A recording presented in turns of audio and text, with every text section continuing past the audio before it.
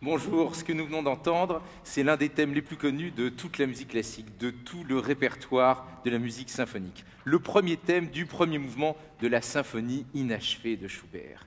Et je ne sais pas si, comme moi, vous avez été sensible à ce mystère, à cette fièvre. Déjà, il y a le titre, Symphonie inachevée. Alors on se demande pourquoi c'est inachevé, pourquoi le compositeur n'a pas terminé. C'est déjà toute une promesse, un mystère. Mais enfin, il n'y a pas que le titre, bien sûr. Il y a la musique elle-même.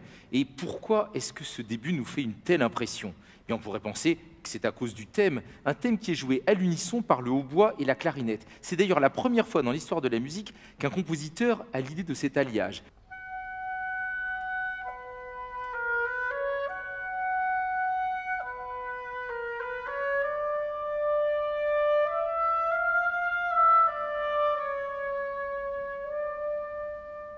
C'est très beau, mais vous avez vu, sans l'accompagnement, c'est plus du tout agité et fiévreux.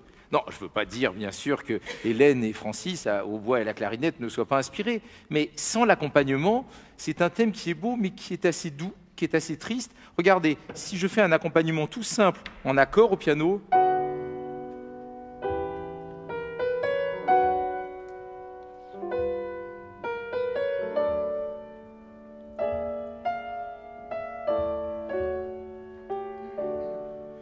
c'est joli, mais on est très loin de ce que vous avez ressenti juste avant. Ce que vous avez ressenti, ce n'était pas dû au thème, c'était dû à l'accompagnement. L'accompagnement tout en notes répétées.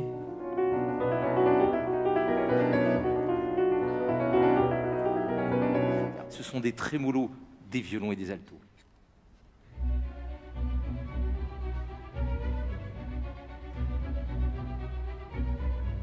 Vous avez entendu les pulsations des basses, des violoncelles et des contrebasses. Tom, tom, tom, tom, tom, tom, tom, tom. On dirait un cœur qui bat. Vous pouvez le jouer? Et maintenant, le thème.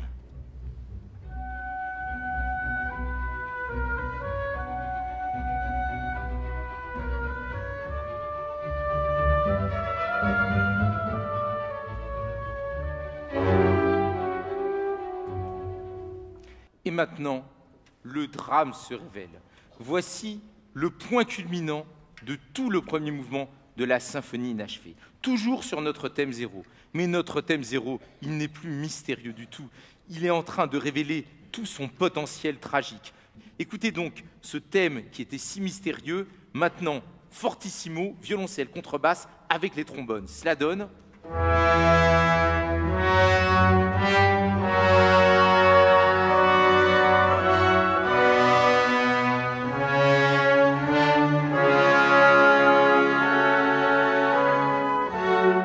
Mais ça ne suffit pas. Il y a aussi de l'agitation, il ne faut pas qu'il y ait que de la puissance. L'agitation, elle est donnée par des doubles croches, des violons, des altos et des hautbois.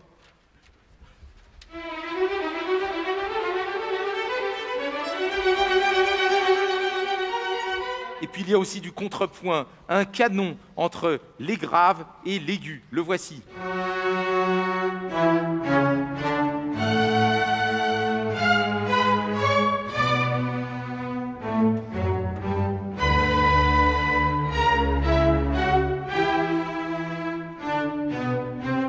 Contrepoint de l'agitation, la puissance solennelle et tragique des trombones dans le grave, et encore quelque chose. Il manque un élément, le rythme.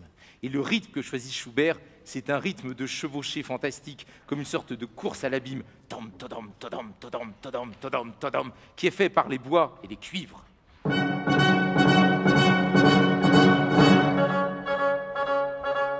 Maintenant, on va mettre tout ensemble. Alors, si vous en êtes capable, essayez de bien repérer le thème zéro, au grave, violoncelle, contrebasse, trombone, pa, pa, pa, pa. L'agitation des doubles croches des altos et des violons, le canon entre les graves et les aigus, pam, pim, pam, pam. Et puis par-dessus tous les chevaux, tom, todom, todom, todom, todom, todom, todom. Allez, tout à la fois, c'est à vous.